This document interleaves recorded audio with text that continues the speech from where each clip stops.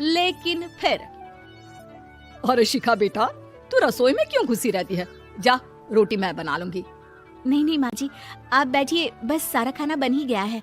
श्वेता को बोल देती हूँ, वो खाना लगा देगी सबका। सॉरी भाभी, मेरे पास वक्त नहीं है। माँ, मुझे पैसे देना, पार्लर जाना है। हाँ हाँ चली जाना, भाभी को भी ले जाना। वो भी जाने को बोल रही थी पार्लर, और पहले ना मदद कर दे उसके खाना लगाने में। देख माँ, वो बहू है, उसे बहू रहने देना, इतना सर पर मत चढ़ा भाभी को। श्वेता, ज्यादा मत बोला कर। बहू और बेटी में कोई फर्क नहीं होता है। जा जाकर काम कर। ननद को माँ का भाभी से इस तरह प्यार करना बिल्कुल अच्छा नहीं लगता। वो बार बार किसी न किसी तरह माँ को भाभी के खिलाफ भड़काती रहती, लेकिन कोई फायदा ना होता। एक रोज, अरे बेटे किशन, जा बहू को कहीं घुमा कर ला, सारा दिन घर में काम करती रहती है। हाँ हाँ माँ, हम लोग जा रहे हैं ना गोवा। अच्छा जी, भाभी ने तो हमें बताया भी नहीं।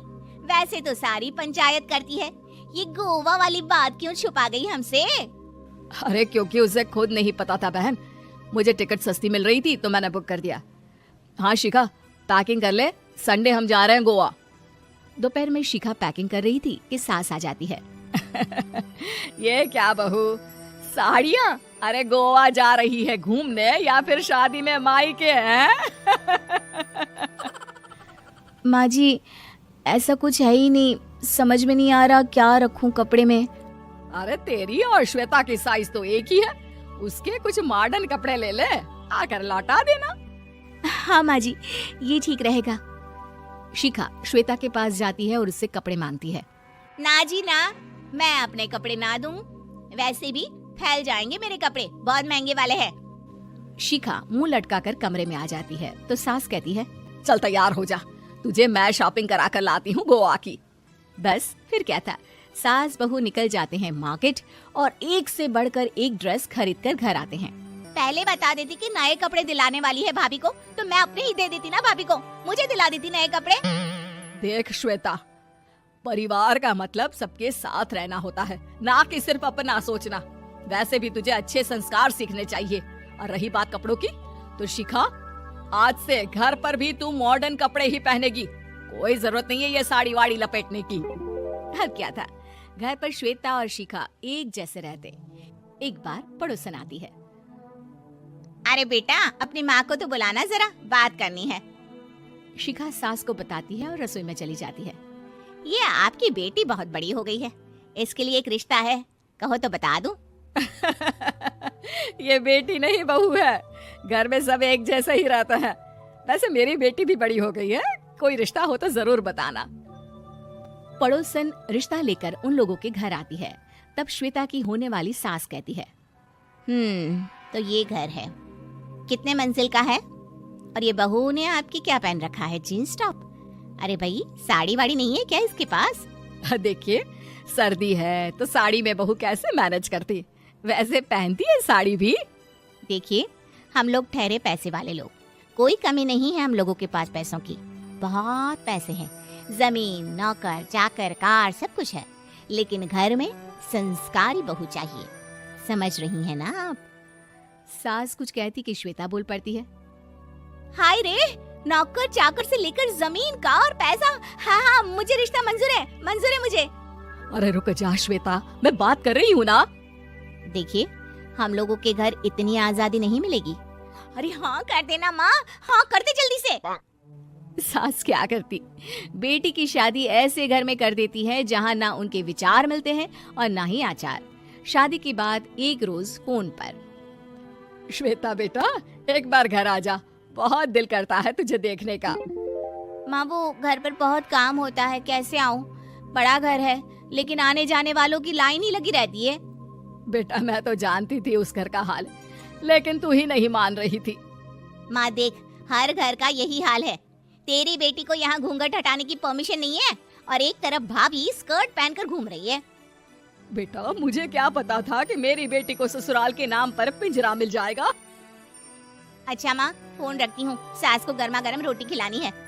तुम लोगों की तरह नहीं कि एक रोटी बनाओ, एक सब्जी बनाओ, फिर सारा दिन फ्री होकर घूमो। सास फोन तो रख देती है, लेकिन सोच में पड़ जाती है। कि एक तरफ बेटी जिसे कोई आजादी नहीं, वहीं दूसरी तरफ बहू जिसे देखकर लगता ही नहीं कि उसकी शादी भी हुई है। अगले रोज। शिखा, अरे ओ शिखा।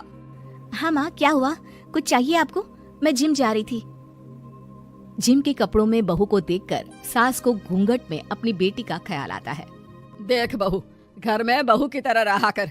इतने टाइट कपड़े पहनकर जिम जाना पसंद नहीं मुझे। जा जाकर रोटी बना। रोटी? माँ, अभी तो शाम के 6 बजे हैं, इस वक्त रोटी? अब क्या मेरे खाने पीने पर भी पहरा है? अरे जब मर्जी तब मैं अपने घर में खा भी नहीं सकती क्या? बहू को अजीब लगता है। वो समझ नहीं पाती कि जो सास कल तक इतनी सपोर्टिव थी, उन्हें अचानक से क्या हो गया। वो किचन में जाती है, गरम रोटी के साथ 2 तरह की सब्जी, रायता, सलाद सब लेकर सास के पास आती है। माँ जी, खाना। इतना सारा खाना? राक्षस समझा है क्या मुझे? रोटी मांगी थी मैंने गर्मा गर्म बस। पर माँ जी, रोटी खाती किससे आप? सब्जी तो बनानी थी ना। अरे भूख मर गई मेरी तेरी बहस से। जा जाकर काम कर, अंदर पूरी रसोई साफ कर। बहू अंदर चली जाती है। थोड़ी देर में श्वेता घर आती है। अरे शिखा, जल्दी से चाय ला, पकवान बना, मेरी बेटी आई है। अरे नहीं नहीं माँ, ड्राइवर बाहर खड़ा है। मैं तो घर का कोई सामान खरीदने के बहाने यहाँ आ गई हूँ, मुझे जाना होगा। अरे बेटा, पर कितने दिनों बाद देख रही हूँ तुझे, रहने आ जाना 2-4 दिन के लिए। आ जाऊंगी माँ, जब मेरी सास मरेगी तब। मैं तो रोज मन्नत मानती हूँ कि मेरी सास मर जाए तो अच्छा है। अच्छा चल, जा रही हूँ माँ। हे भगवान, कैसे कैसे दिन देखने पड़ रहे हैं मेरी बेटी को। सास अंदर जाती है, जहाँ श्वेता की जिम वाली सहेली का फोन आया होता है। क्या बात है, आज जिम नहीं आई? अरे पता नहीं यार, आज माँ को क्या हो गया अचानक। पर खैर कोई नहीं, लगता नहीं कि मैं अब जिम आ पाऊंगी। शिखा स्पीकर पर बात कर रही थी, जिसे सास सुन रही थी। यार ये सास ना होती ही ऐसी है। मैं तो कहती हूँ बुढ़िया जल्दी मरे और तू आराम से जिए। शिखा को सहेली की बात पर गुस्सा आ जाता है। माँ के मरने की कौन सा बच्चा दुआ मांगता है मोहिनी? आगे से ऐसी बात मेरे सामने मत करना। हमारे घर की शोभा ही माँ है। क्या हुआ जो थोड़ी शक्ति दिखा रही है? उसमें भी कोई ना कोई उनकी भलाई ही होगी। मैं तो कहती हूँ भगवान मेरे जैसी सास सबको दे, जो सिर्फ माँ की तरह है। सास वाली तो कोई बात ही नहीं है उनमें। सास ये बात सुन रही थी। उनकी आंख में आंसू आ जाते हैं कि क्यों वो बेटी की किस्मत में बहू को भी भागीदार बना रही थी। शिखा, अरे ओ शिखा, क्या हो गया? जिम नहीं जाना क्या?